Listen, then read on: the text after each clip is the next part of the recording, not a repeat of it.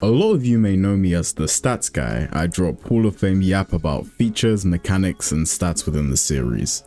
So with that said, I think I am more than qualified to say what I'm about to say, and I promise I mean every letter and every word. What the fuck is going on in Victory Road? Before Tenma fans 6-7 start screaming in the comment section about how I'm making football cry, I want to make something very clear. This isn't coming from a place of hate. I actually have over 200 hours in the game already, and every second, minute, and hour I'm at work, I promise you I'm thinking about Ace Striker Sengoku, Countershot Shadow, and Rika's mum in defensive mode. I've been a fan of the series since 2009 or 2010, and I've loved every moment of it. Editor's note, every moment apart from Aries and Orion, because I'm not gonna lie, that shit fucking sucked. Now that we've gotten that out of the way, what do I actually mean? Alright brothers and sisters, or -3.5 of you, let's start by picking a strong hissatsu.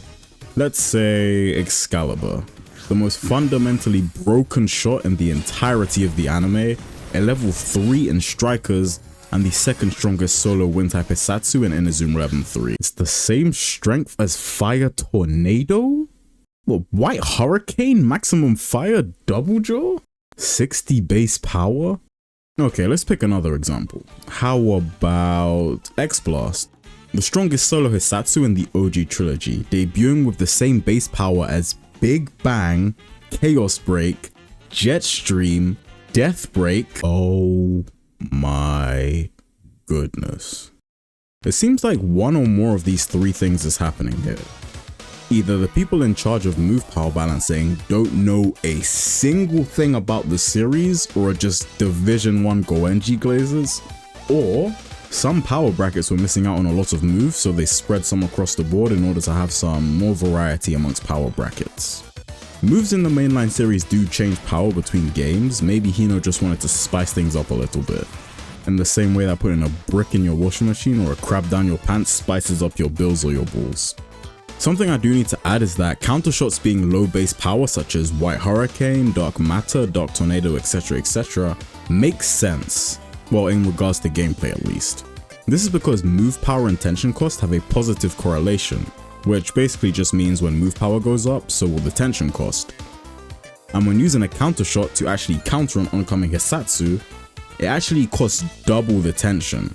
So if these moves were in their correct power brackets, aside from Dark Tornado, the use case for their counter property would be borderline non-existent. Like personally, I think Zero Magnum, which in this game has a base power of 85, is a stronger hissatsu than Inazuma Break. Well, in terms of the series lore at least. And Inazuma Break in this game has a base power of 100. So if Zero Magnum was to be a 100 base power move in this game instead, then it would be a 200 tension cost counter. That's ridiculous and so impractical that it would be borderline useless. So I do think some of these moves having lower base powers does make sense, since it allows them to be more viable in regards to their special properties. Well, at least specifically just counter shooting.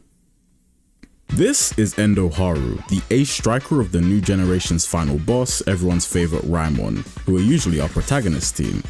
And to put it simply, Endo Haru is up there with some of the most dominant players we've ever seen in the series. On the same level as characters like Rococo, Saru, Jazam, Zanat. What do you mean he has a lower shot AT than Midori? She doesn't even play, she's a manager. Editor's note again. To make it even funnier, the in-game cutscenes show him to have almost maxed out stats as well. I thought I'd just add that in to emphasize how much this contradicts itself and is very fucking stupid. Move powers being picked at random I can overlook, but this is insane. They constantly hype him up as being the football monster, and his performance definitely backs it up. Then they go ahead and give him lower raw shot AT than Natsumi's dad, and he probably has arthritis. Jokes aside, this game has around 5 to 6 pre-made stat spreads per position, and a character is just given one of them. Some of them make sense, others not at all. Removing individual stat spreads definitely makes the game slightly more balanced, since there's a lot less variance in terms of viability amongst players. It also saves the devs a lot of time, since nobody is really unique anymore in regards to stats, it's just copy and pasted stats with different models. However, this has its drawbacks, and the drawbacks in my opinion might overshadow the positives. Firstly, some characters are just objectively better than others in every way, shape, or form. For example, if you were to build a Torch or a Gazelle, and then you were to build a Macronesia and a Fran as well, there is no build or method possible for Onijo or Fran to have higher stats than these two. And I'm not just talking about striking stats, I mean stats in general. And don't get me wrong, I literally run Sangoku as my ace striker, Shadow and Jinai as two of my defenders, and Rococo and Rika's mum in midfield, and a lot of other wacky nonsense. I know what's optimal and I just simply do not care, because this is a lot more fun. But eventually, there's gonna come a time where we just see teams consisting of the best characters in the game and literally nothing else. And that sounds absolutely miserable. I might just stop playing online actually. The next point, and I think this point is more important personally, is that characters lose a substantial amount of personality. Unique stat spreads were basically a work of art. They reinforced and emphasized the character's themes, tropes, and designs. That's just no longer the case here, and in my opinion it's kinda tragic, since expression and personality are a massive part of Inazuma 11. Let's take Soramiya. His bio says he's a striker skilled in attack and defense. Huh, that's very interesting. Then why does he have the same stats as Megane? Do you see the problem here? In the previous games, he'd probably have decent base stats across the board to back up and flesh out the description set by his bio. But in this game, we're told he's skilled and then are just expected to take it at face value and not pay any attention that he has a lower raw shot AT than an infant. Like, don't get me wrong, apparently we're supposed to be getting 5,400 characters in this game, and having individual unique stat spreads for every single one of those characters just seems impractical, so it's way too much work. Copying and pasting from a small pool of stat spreads per position to everyone is much less time consuming and much less work. But I don't know, it just feels weird to me. Maybe I expected too much given all the time that was taken coupled with the constant delays. But then again, in the Strikers series it is actually kind of similar to this. There's a grading system instead of stats, and maybe they tried to fuse the stats from mainline games and the grade system from Strikers together to create what we have right now.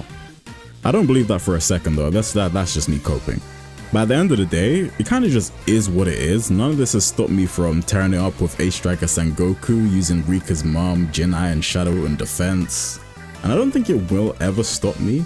Also, thank you for the support on the recent videos. Those videos are doing like very well. Thank you very much. I mentioned before that I thought unique individual stat spreads were a work of art, and I still do believe that to be true. However, looking through a lot of what I've been creating recently, I think character builds are the new works of art. From ace striker goalkeepers to countershot defenders and longshot snipers, or even something quirky in the midfield, I think it's up to us as players to bring the creativity this time around, since in terms of nerdy stuff like statistics and stat spreads, the game's just not gonna do it for us. It's kind of interesting when you think about it. Or maybe I'm just yapping up a storm of nothing. But anyway, like, comment, subscribe, click the join button, hype the video, all that YouTube stuff that I'm supposed to say.